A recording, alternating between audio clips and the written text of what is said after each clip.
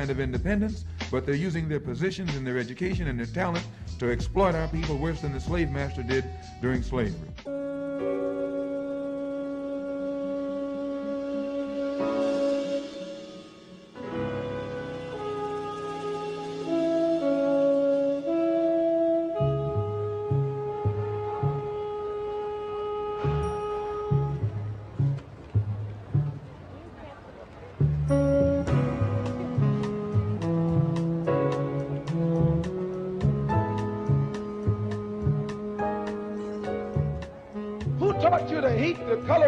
Skin? Who taught you to hate the texture of your hair? Who taught you to hate the shape of your nose and the shape of your lips? Who taught you to hate yourself from the top of your head to the soles of your feet? Who taught you to hate your own kind? Who taught you to hate the race that you belong to? So much so that you don't want to be around each other. No, before you come asking Mr. Muhammad, does he teach hate, you should ask yourself, who taught you to hate being what God gave you? Most of us blacks, or Negroes as he called us, really thought we were free without being aware that in our subconscious, all those chains we thought had been struck off were still there. And there were many ways where what really motivated us was our desire to be loved by the white man. Malcolm meant to lance that sense of inferiority. He knew it would be painful. He knew that people could kill you because of it, but he dared to take that risk.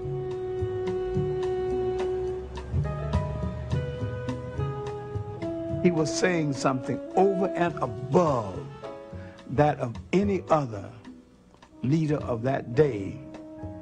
While the other leaders were begging for entry into the house of their oppressor, he was telling you to build your own house. Woo-hoo. Welcome, welcome, welcome. It's Thursday night. Welcome to the No PC Show. Hoping that everybody can hear us. We be cutting it close on Thursdays. You know, I had to make it in from my store, RPC Computing, for all your computing needs, and print services, 1741 East 71st Place in Chicago, 773-966-4457. Tonight's show is called Black Wake Up Call, and we're going to touch on a few different areas. The first area that we really want to touch on that brought about this topic is the mayoral race in Chicago that just happened recently. For all the people that don't live in Chicago, I'll just give you an update. We had Tony Preckwinkle, the county board president and leader of the Democratic Party in Chicago, that had all the backing of all these white people for years, and they all turned on her for Lori Lightfoot. They went with Lori Lightfoot. I mean, this is because everybody knows a new mayor, a weak mayor, because she hasn't held any other substantial office other than some things she was appointed to by Mayor Daley. But when you get involved in the politics of white people and gay people and Hispanic people, this is what you get. The reason politics don't work for us because we're too busy trying to line up with everybody else's bull crap. We talk about this all the time, and we don't get anything. So neither other candidates had a real plan, but Lori Lightfoot had that LGBT, and you know how sensitive they are.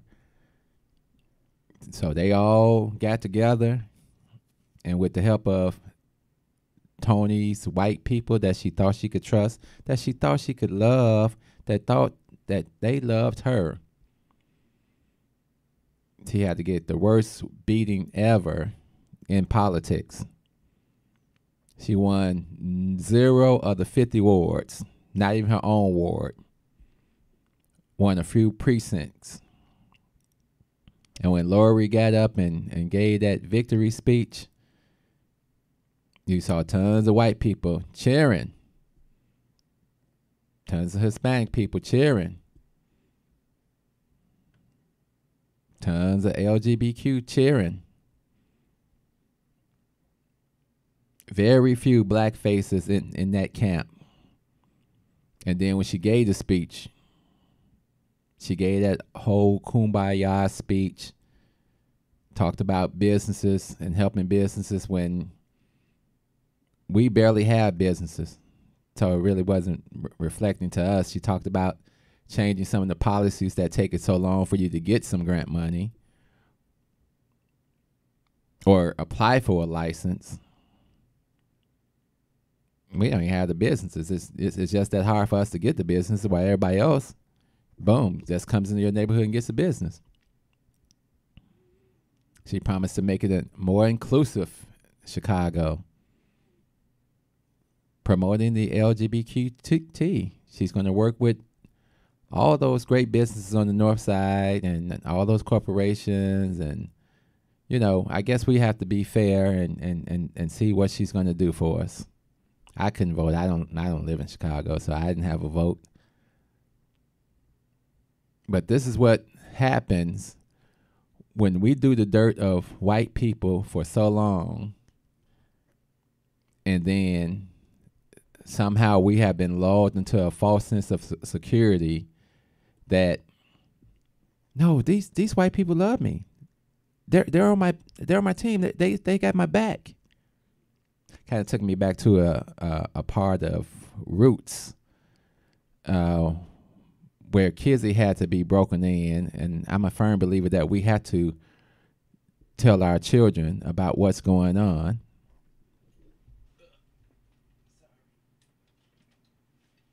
Sorry about that. Had to get my other speaker on. I'm like, why am I not hearing everything? So they had to tell Kizzy that white people can't be your friend. Y'all all remember it from Bruce, but I'm going to play it anyway. I changed her name. I truly did. Nipsey Russo. What you laughing at, Papa? That's the Africa talk you told me. Like you teach me Yiro means the tree and Tilo means the sun. You got that right, Kizzy. You got it right. Nipsey Russo. I'm laughing because you still got it the way it's wrong. Africa ain't the talk. It's the place. Mandinka is the talk. The talk and the people. But anyhow, this horse ain't gonna never answer to the name Nipsey Musso. On account of Mandinka talk, Nipsey Musso mean cow. Remember. I'll never forget the first time Missy Ann saw you after you was born. She was just old enough to talk. She look at you and she say, "Why, Mammy Belle, she looked just like a little nigger baby doll." She gave me a doll once when I was sick. She was my best friend. Can't be. She was, Papa. The bestest friend I ever had. Even if she be too Bob. Don't you use that word, too, Bob. You be teaching her that African stuff. Now, you know Massa don't hold with that. You want to see her whooped? Don't worry, Mama. I don't say too Bob when I'm with white folks. I say white folks.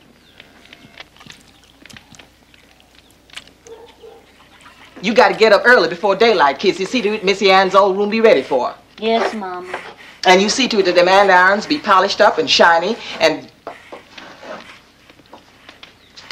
What's that? They's letters spell out my name. Missy Ann showed me when we used to play school. And she showed me about reading and writing. That's a Kizzy. K-I-Z-Z-Y.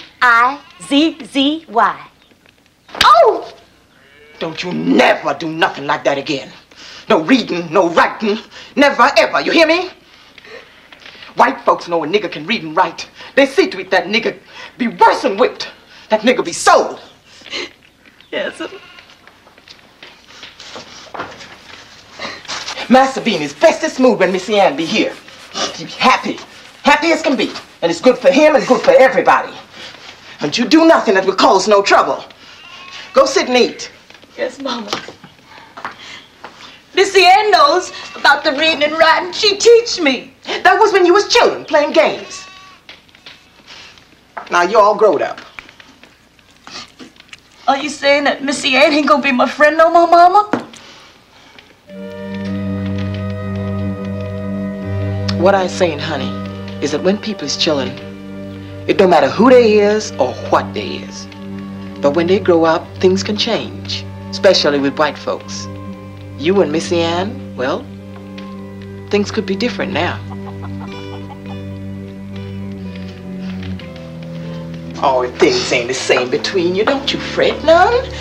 You got enough love washing over you from your papa and from me that it won't make no never mind at all. Huh? Eat.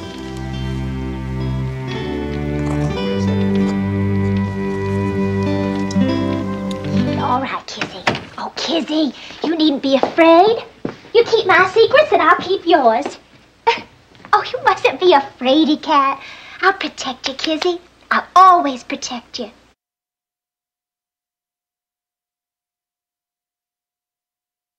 That's the lie they tell. On my YouTube side, we're having some technical difficulties, but that was a part from Roots, where Kizzy, they were preparing for Missy Ann to return. Missy Ann was actually the master's daughter, because he was messing around with the wife of his brother, and she taught Kizzy to read and write, and that made Kizzy feel real good, like she was a good Negro. And then, but she didn't realize how that was a danger. And just like we put our kids out here in the world, and we don't tell them about the dangers of their friendships, and it's not even just kids. Sometimes it's grown folks too that have that issue. Okay, people on YouTube, it is back up. YouTube be killing me because they doing that that whole, they're trying to get you to use a different program, and it's kind of bad. Hey, Tiny, see you over there. Sorry for the delay on the YouTube side. Everything kind of fell down, but now it's back up. We just got through watching the clip of Kizzy saying that Missy Ann was her friend, and she got a slap across the face because her mother had to pull her coat and let her know. Toby already knew. He taught her about Bob, and it just basically means you can't trust white people. But we always have that tendency that we just got to trust them. We just got to love them. I mean, what else could we do? So that's what happened to our buddy, Tonya Preckwinkle, in this last election. She jumped out there in the street and thought that all these good old white people that she has supported forever, for over the past, 2 decades, and we had that with a lot of our politicians, that they do all this dirty work for these white people. And it's not only the politicians, it's on your job, and you're putting your tap shoes on and dancing and smiling for massa and all happy. And all the while, they just looking for the next Negro that will replace you. There was somebody on the radio this morning, they were like, well, we need people in the room. And I said, let me tell you something about people in the room, black people in the room. When there are blacks in the room, it's basically a setup by the white people, the establishment, the corporation, wherever you're at. Because as soon as you speak up against anything that the white people are putting down, they rally against you. The white people rally against you. And then they start, I don't want to say burning crosses, but basically, virtually, they start plotting your demise. And you can talk all that blah, blah, blah. I've sat in a million rooms and I've seen it. And I see how quiet the black people get. It's just crazy that we figure kissing up to white folks will protect, or they had that mindset of, I'm kissing up to white folks because look at all I done to be successful in these white people's eyes. That's my white savior. What I'm gonna do without him? It comes down to money, and a lot of times money is the measure of your morality. You get a lot of people that do a lot of immoral stuff in the name of money. They steal, they cheat, they kill. Just like this young man that killed Nipsey Hussle. Apparently they have now arrested this young man and charged him. He has pleaded not guilty. His name is Eric Holder, which is kind of strange. It's kind of like the Eric Holder that was over the Department of Justice. People are saying there was some type of spat, a small spat or whatever, and that Nipsey wasn't trying to be bothered. I guess he was an aspiring rapper too, and Nipsey wasn't really trying to, hear what he had to say, so he left and came back. But what I found interesting, this guy's nickname in the hood was Shitty. And I can only imagine, to get a nickname like Shitty, you had to be involved in just some really messed up stuff growing up in your life. Shitty, that's just crazy.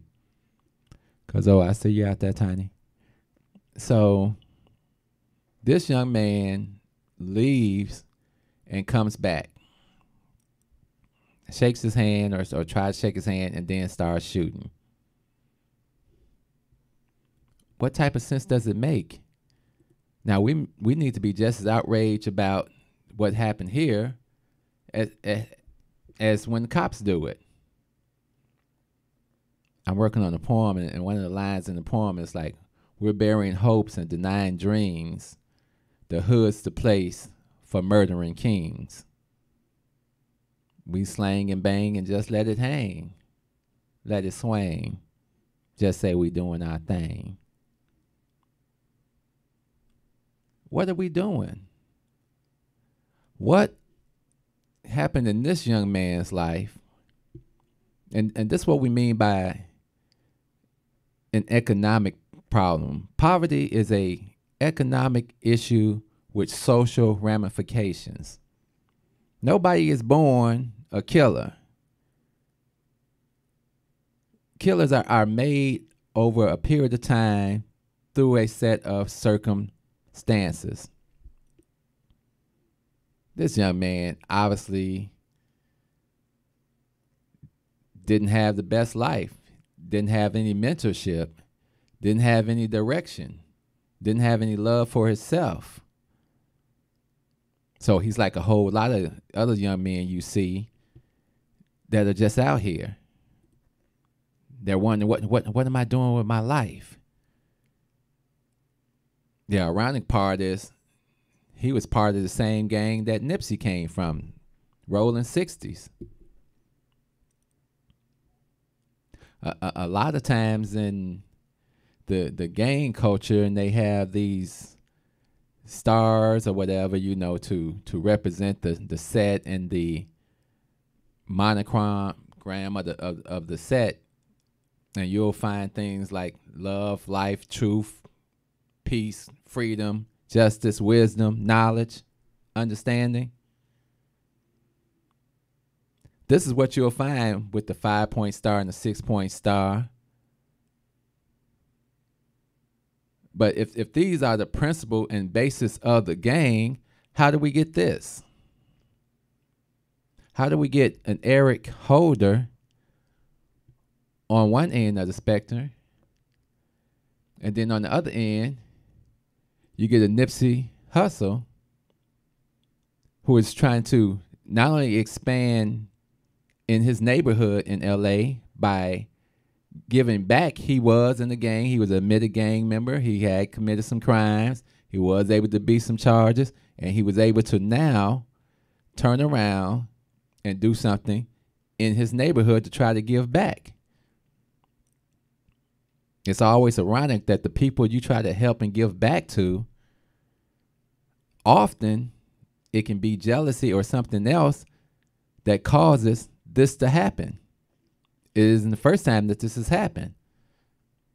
So not only was he trying to do something in that neighborhood, but he had also created he bought a building and instituted another business called Vector 90.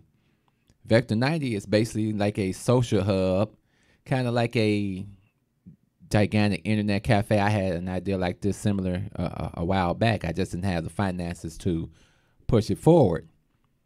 But this is a social hub, a community space where you could go in and use the technology and have a meal and have a meeting place and incubate your ideas. This was something that it was open to everyone. So this was something else he was trying to institute. So how come Eric Holder didn't find his way over to here? It's because there's a divide, and there's multiple divides in the black community. I too have a store in the neighborhood, and I had I don't want to call it a situation, but I just felt the dude was kind of tripping a little bit, because you called my business. You don't ask me what my services are. You're telling me, well, I want to bring my PlayStation down to your store and then connect to your network, and then I want you to upload it. Dude, did you call Geek Squad or some other place before you called here, and did you give them the same spiel? No, I figure I'm going to pay you. It's not about the money. First of all, why would you think that I'm going to allow you to do something with a gaming system on my network? I'm sure you got a ton of friends that can have homes that could allow you to plug in and do whatever you want to do. No, you can't do it. Oh, man, I'm just trying to do that. Okay, I understand what you're trying to do, bro. I understand what you're trying to do. Respect. Can't do it here. I can't do nothing for you. What's up, Will? I see you out there. Can't do nothing for you, bro. Do I expect that to become a situation? No, it shouldn't become a situation. Why would it become a situation? Because I have a business in the hood. Now, you're going to hate my business because I don't want you to plug in your PS3 or whatever it is and upload it for you. We do computer repairs here, bro. We do printouts here, bro. Respect. Whatever you're trying to do, get your internet on at your house. I don't know what to tell you. We don't have an open internet service. But that seems to be the similar thing that Nipsey was going through. He established some businesses in this strip mall, reached out to people, tried to help people. And this one person was offended. Eric Holder, Shitty, as they call him in the neighborhood. So you're going to go destroy something that was benefiting a whole lot of people. But this is the danger of who's the most dangerous man in society. It's the man with nothing to lose. Obviously, he had been sitting on the edge of something stupid like this for years. Now, I'm sure these businesses will still continue, but Nipsey was also supposed to be meeting up with the police commissioner and some government officials to help quell the violence that was happening. Now that meeting doesn't take place. So the senseless acts of somebody that society has failed, that we have failed, has led to this. And it's not the first time. A few weeks prior to this, a childhood friend of Kevin Durant was having a birthday party. He's a DJ, and he was shot and killed at his birthday. What's that other guy that was killed, Exion or whatever, shot and killed? You can't tell me or justify killing folks because of something they said. If you were there with Nipsey and he said what he said to you and you were offended, why don't you just throw your hands up? Just throw your hands up right then. Let it go.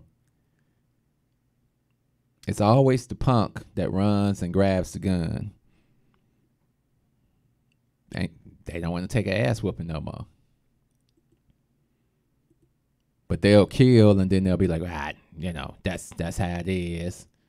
He disrespected me. That's just one of the divides that we are constantly face. We are like trapped in the prisons of our minds. We're so mentally enslaved that we can't see each other. We lack self-awareness. We're full of self-doubt. A lot of us are not motivated and cannot be self-motivated. It's like we hate ourselves, so we kill ourselves. The problem is, some of those people, same people, and they'll tell you like they tried, but they really haven't tried. They've given up. If you fall into the water and you stop kicking, then you're going to go down. When I was a kid, I had an incident like that. I fell off the edge of the pool into the deep end. And I had done a little swimming, but I wasn't a deep water swimming. And when I looked up at the lights and I saw that water close in over my head, I had to get into action.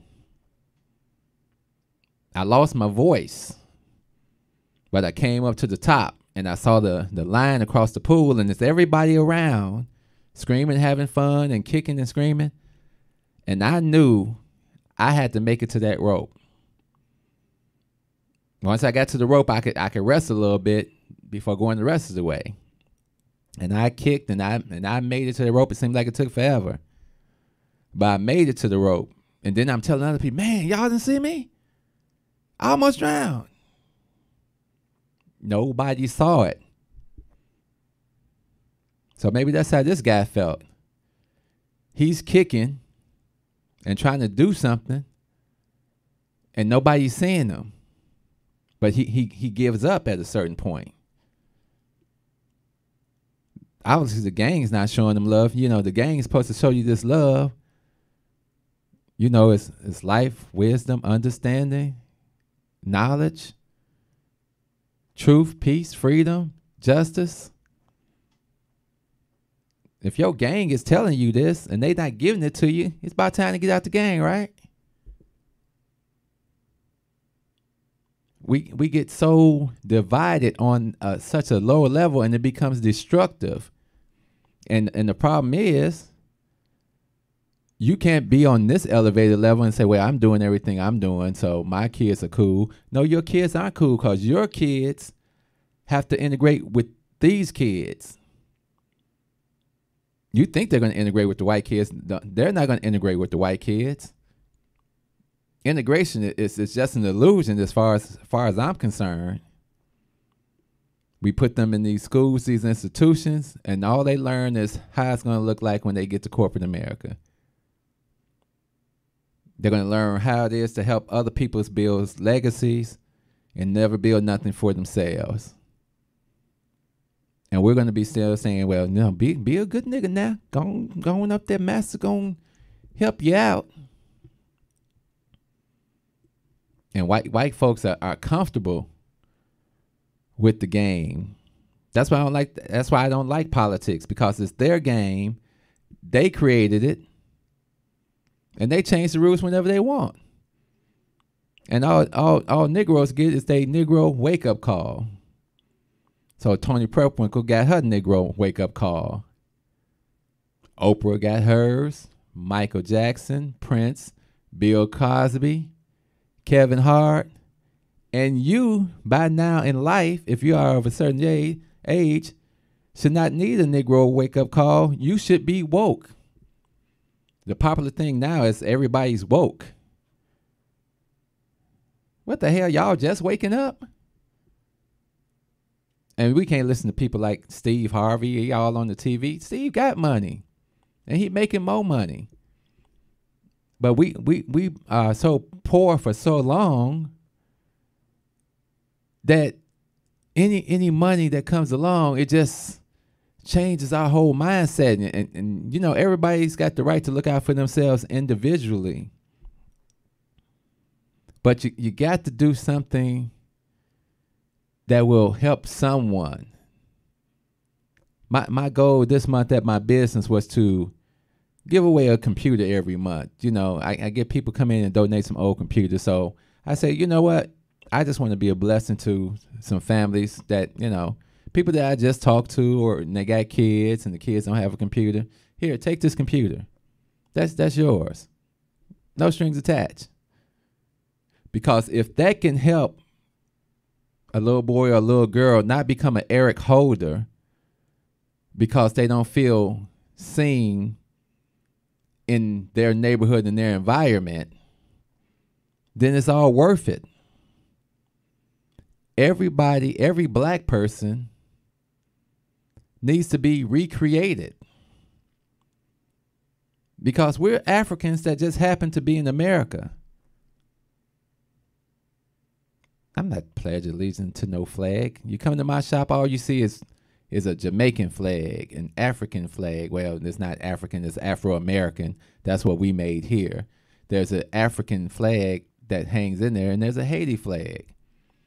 When I talk about the destruction of black people, I don't want to hear that only a certain amount made it to America. I'm talking about every black person that was taken off that continent. In the number of 65 million black people over 3 centuries. Miss me, Jews. You got your 10 years. We had 300 plus, and we still dealing with stuff today. We got to stop being ashamed of our blackness. It's like the more education we get, the dumber we get. The more sheepish we get. I'd rather be free than rich. A lot of people don't get that. Freedom is the best thing that you could have in the world. That's why they kept it from us for so long. And they still keep it from us, because free means you're free to enjoy all the liberties, all the opportunities, and build a great life for you and your family. How many of us got those opportunities that they say the American dream provides? I wake up every day a little hostile, a little less hostile, because I don't work for these people no more. So I wake up with a freer mind. I don't have to sit here and battle with Mr. Whitey. Not on that level. But they just like the devil. They come back around because this is America. Ain't that what Danny Glover say? Don't get caught slipping. This is America. There are no white saviors. These people have mastered the art of the illusion of inclusion. And these TVs, like back here, that we watch every day, they try to program you. Like they try to program our kids, and the new programming is white men with black women. Every station that you turn on, let's put it out there that there it is. We love it. The sisters, they're making money. They're on the same program as we are.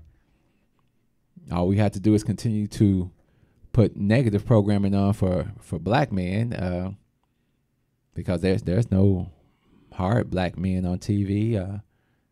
I guess the power, but that's still a black man who was in a criminal element and can never escape, and continues to do criminal stuff just on a higher level.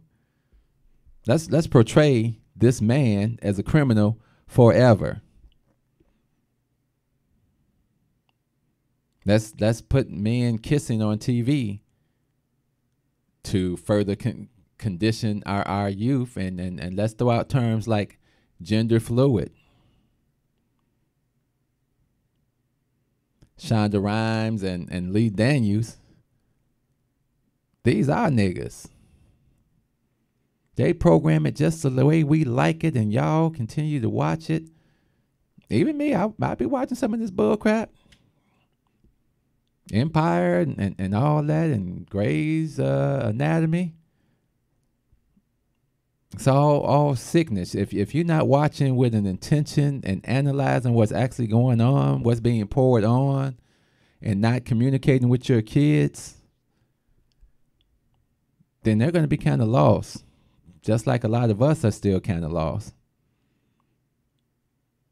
And I don't have a solution, because until there's unity, there can be no solution. If all we're going to do is kill each other in the street, find ways to divide ourselves more than these people divide us, if all we're going to do is depend on the politicians, their choices, and ignore what's best for us, then we are going to be forever ever lost. We got a new black mayor. So we got a black state's attorney, a black lieutenant governor, we got a black county board president, and we got a black mayor, and we got a black treasurer.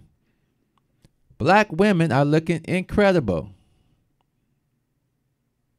in Chicago. But here's the play.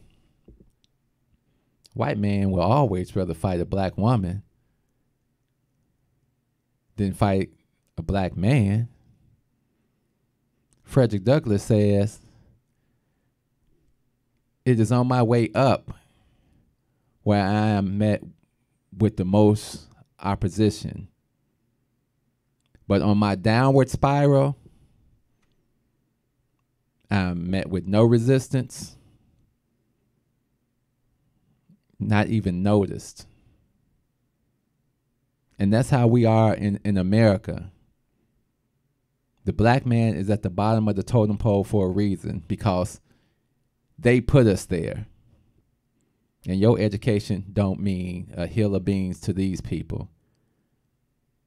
Because unless you're going to tow that water and turn your back on your brothers and sisters, and please don't act like it don't happen. I've seen it on the highest level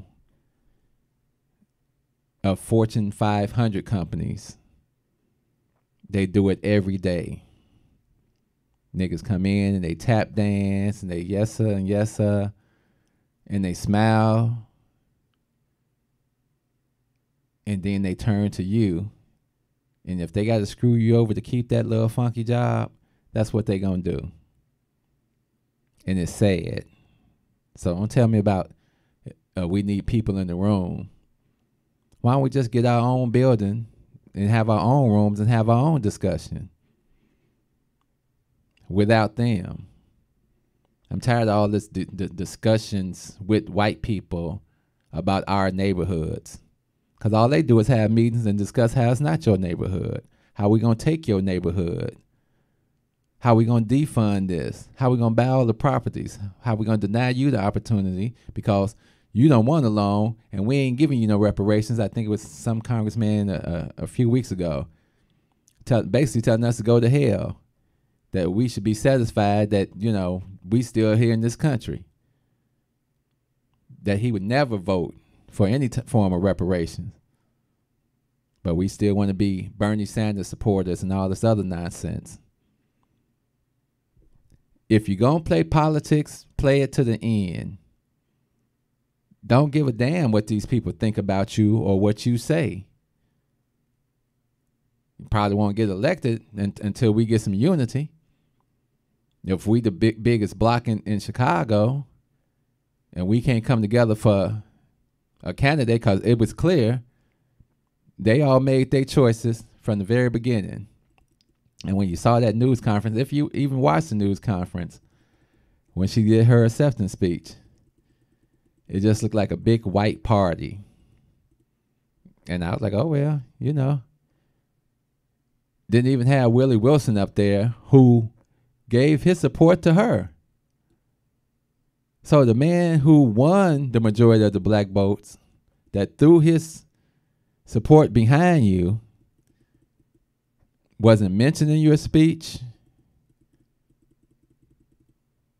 and you didn't give him any credit. Now, I don't know what backdoor deal they made. I'm hoping and sure that they made some type of deal. But Tony, you can play it off. You can keep that egg on your face.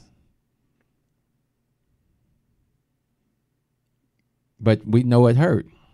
Because now you got your nigger wake-up call. But you can always come back. Come back with some jobs. Come back with some opportunities. We'll mess with you. But all them Lori Lightfoot supporters, they cake is already promised. They cake is already baked. That's look at this. Kissing on stage. I'm not homophobic. I'm just like, wow. This how they do it. But am I mad because they together? No, I'm mad because we ain't together. So we can have some opportunities and some moments where we can cheer. This is the biggest sellout election I ever seen in my life. And you got all them people on the radio, well, Tony didn't do this, and Tony didn't do this, and we hope. We had 8 years of Obama with hope. But did we get anything? 8 years of change, did we get anything?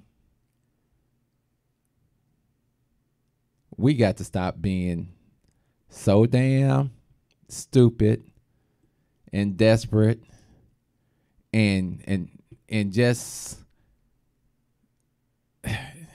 it can just be frustrating sometimes. You get to the point of you're waking up frustrated because the whole bottom line is economics.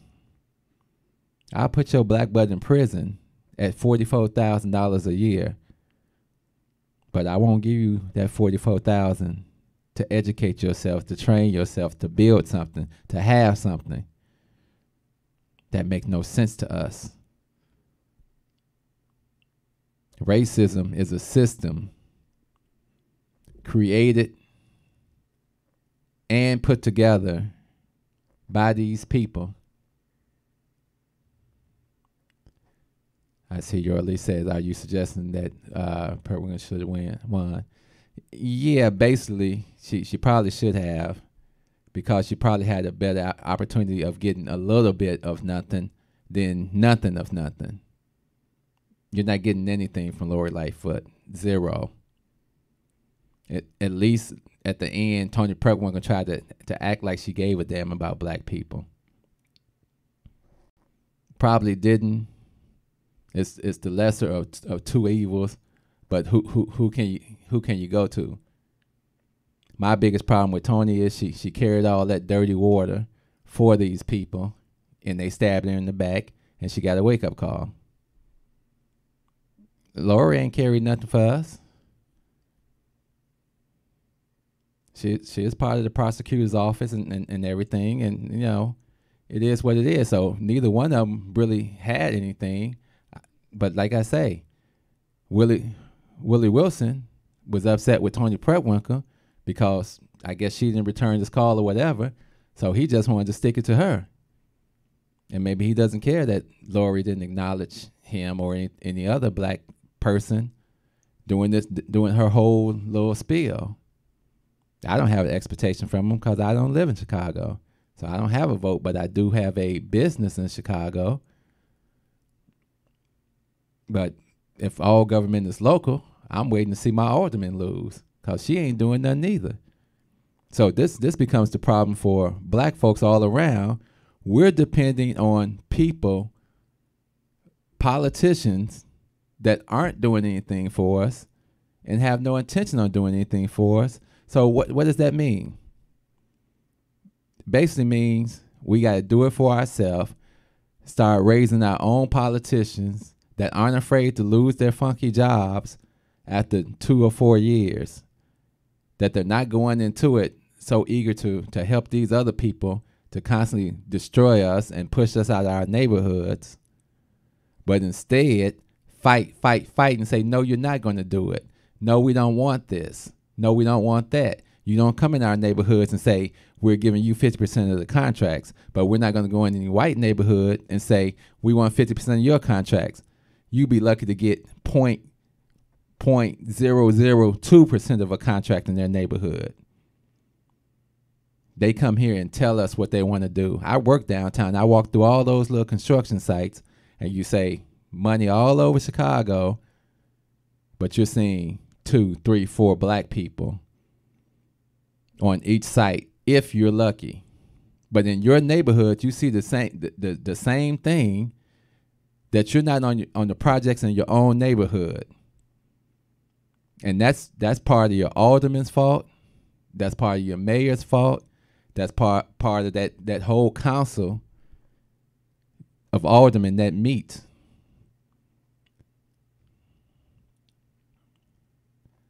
There is no accountability.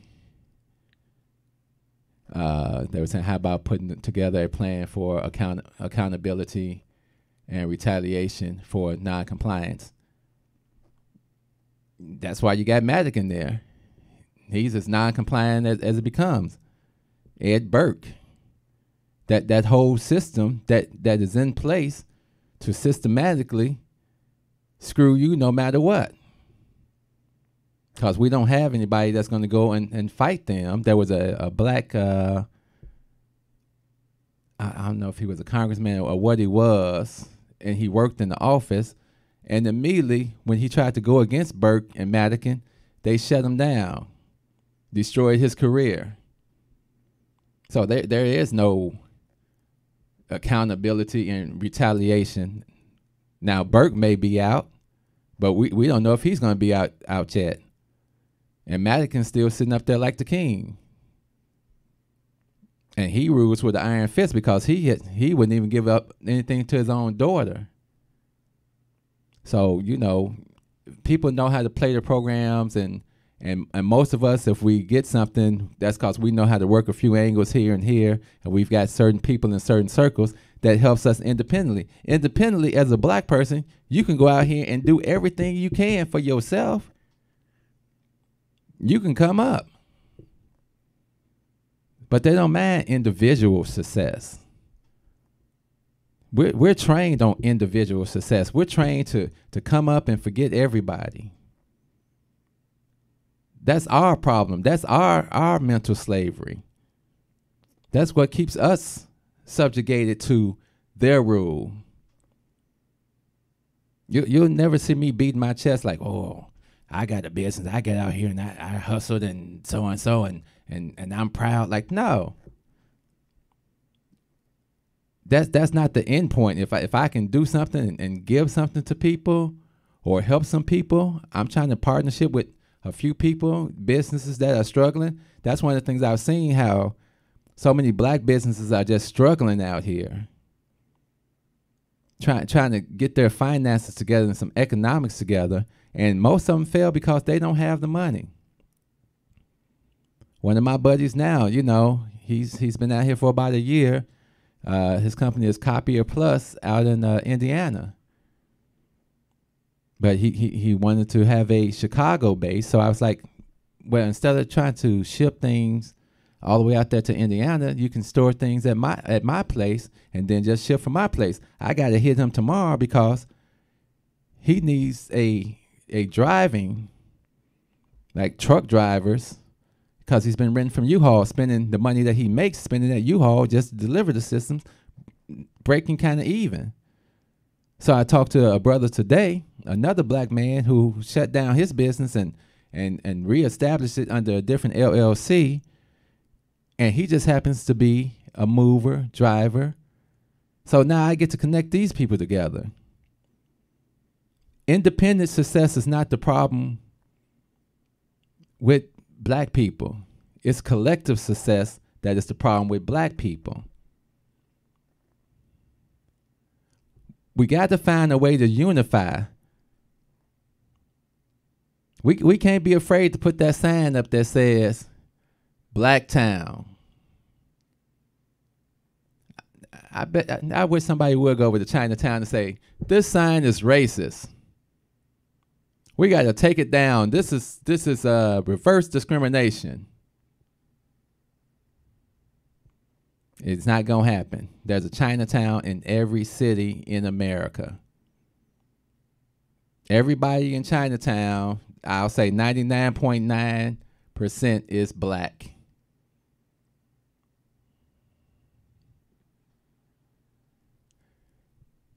Yurley says unified people are like minded people.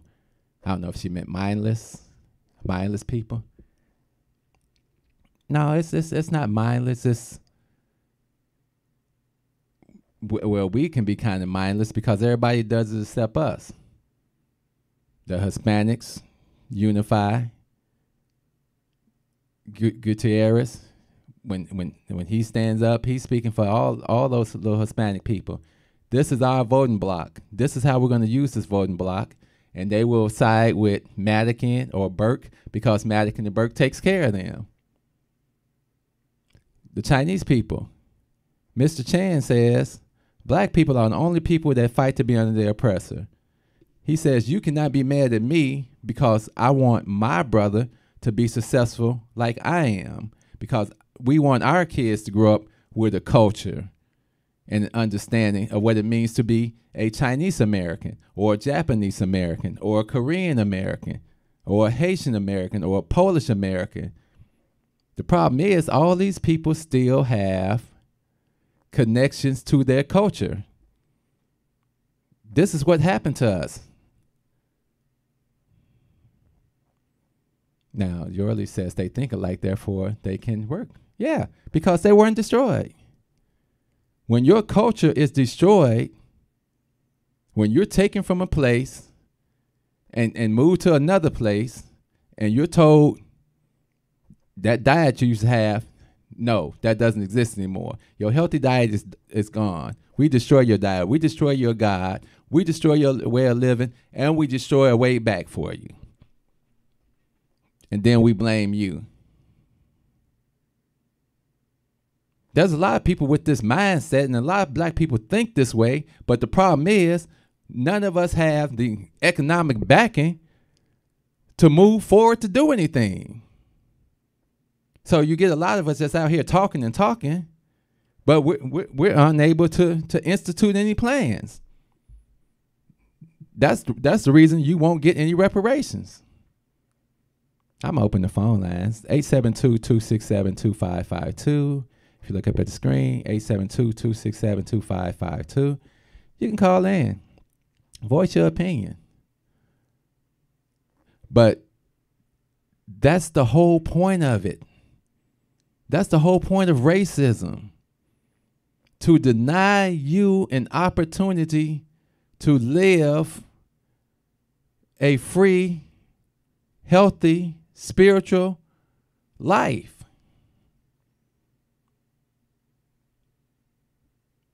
That student loan that you get, oh, that's interest for years. That's locking you in. And if you can't pay it, believe me, they'll garnish your wages, they'll take your taxes, and you can't get rid of it with no type of bankruptcy. You can get rid of everything else but this. So do we all need a new course in mentorship on what it means to be black?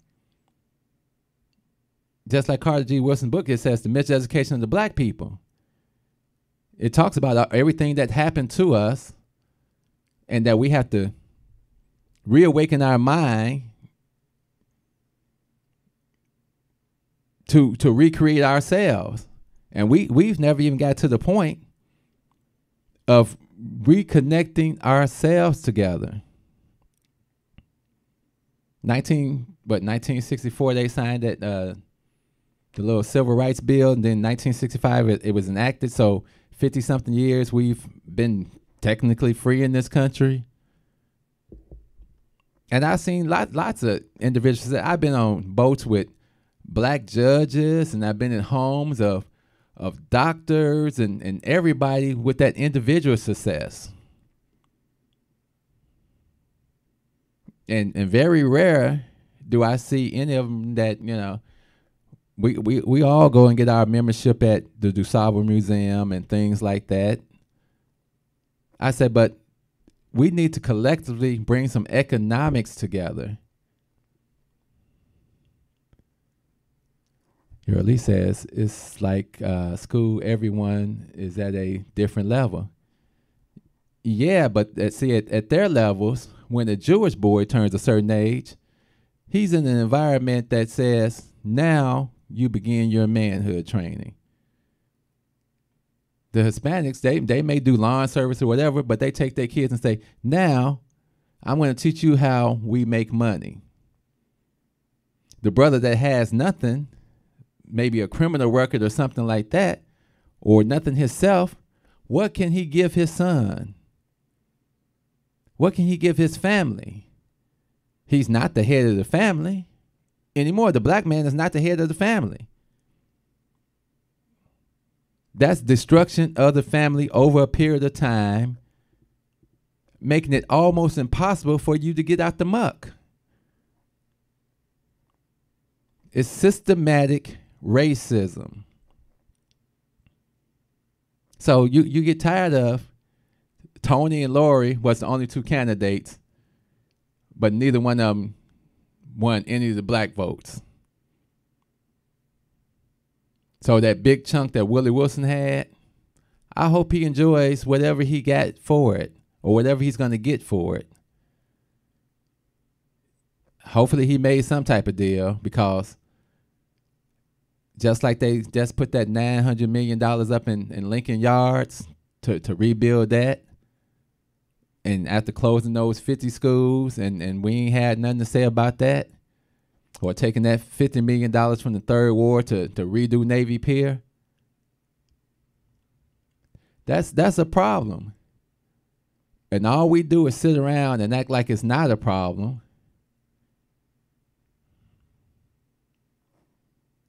The plan of action has to start with us. You got to start being in front of your alderman. Well, these aldermen don't seem to care. I don't know if we have to go back to getting arrested or what to get some action out of the alderman. I remember back in the day, they used to be down at Jane Burns' office, and you get a song and dance, and they'll act like they're going to do something for a little bit. But now all these people standing behind Lori Lightfoot, oh, they already got their paperwork. They already said what they wanted, and she had already agreed to give it to them. Where's our leadership? Where's our opportunity? Where's our plan? And we can have plans all the time, but when it comes to your plans, they take care of everybody else and do everything else they want to do. And then when it comes to you, sorry, we can't do that. Sorry, that's not available. Maybe next year, maybe next quarter. It's sickening. But we made this bad. I did a show a while back when Obama's second term was coming in, and in that show I said I wish he would just do some black shit, make a statement, being in the most powerful office in America, and if he got impeached, I would cheer it. I would clap hands, and I'd say, this dude actually give a damn about black people. But you got Donald Trump with his bullshitting ass up in the office, making it seem like he's doing more. At least he signed a reform bill. At least he signed it. So, yeah, I love Obama, him and his wife, Michelle, but I don't love the way he did it. He carried water for them. His new organization that him and Michelle created, they put a Indian woman and a white woman in the head of that, because it's almost a crime to put black people in positions if they're not carrying the water. If they got something to say, if they want to say what's in it for black people, then you become the problem.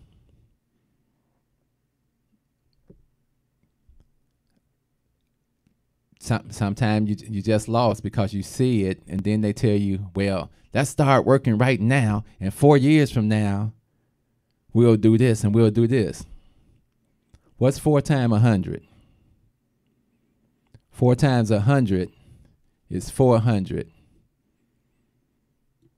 This year, in a week, will mark 400 years since the first black slave stepped foot in this America. 1619 to 2019.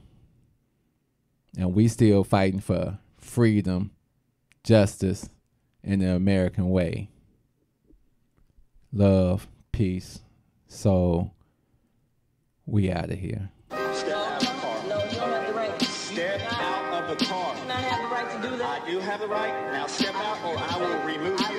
refuse to talk to you other than to identify myself. Now if your woman ain't no revolutionary, she'll persuade you to be a fucking slave for the rest of your days. She'll be grooming you on how to behave, teaching you how to coon and buck dance so that you can be safe.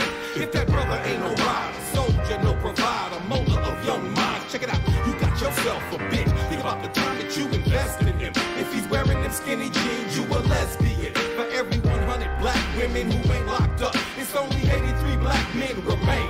Take away 1.5 million black men who might have benefited their women and their children. You don't know a war when it's waged against you, when it makes you drive your baby mama to the clinic just to kill your own. Ain't no legacy to leave behind, cause ain't nobody sitting on your throne. You motherfuckers are asleep in a war zone, living a nightmare, dying in your own home. If you don't stop, you gon' lose what you got left. I'd rather die trying to fight for my last breath. Freedom or death, you asleep in a war zone, living a nightmare, dying in your own home. If you don't fight, you gon' lose what you got left.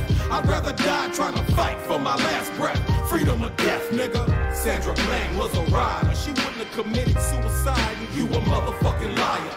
It would not be wise to stop when you hear sirens and you see the police behind you, but you don't wanna die. They gon' shoot you if you run. They gon' say that you was going for the police gun. That's why they shot you like 120 times, but you was still coming, so they put another bullet in your lung. Them devils got you praying while they murder, because they know you on that bullshit. They steady with them full clips and body armor. They kill your women in the street, cause they figure you too weak to do anything about it. You some shit, getting fucked in your sleep. They poison you every time you brush your teeth. You don't care, you behave like a slave. A bitch from the cradle to the grave, on your knees with your hands out, begging cause you won't. You motherfuckers are asleep in a war zone, living a nightmare, dying in your own home. If you don't stop, you gon' lose what you got left. I'd rather die trying to fight for my last breath. Freedom or death, you asleep in a war zone, living a nightmare, dying in your own home.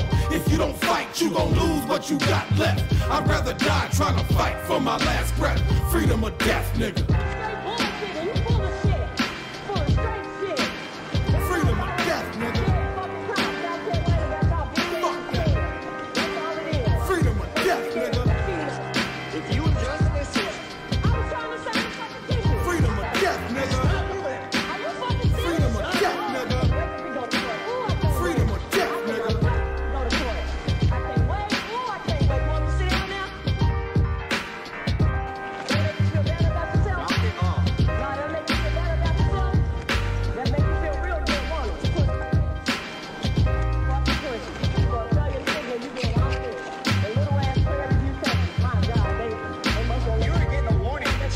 going to jail. No, I'm getting, for what?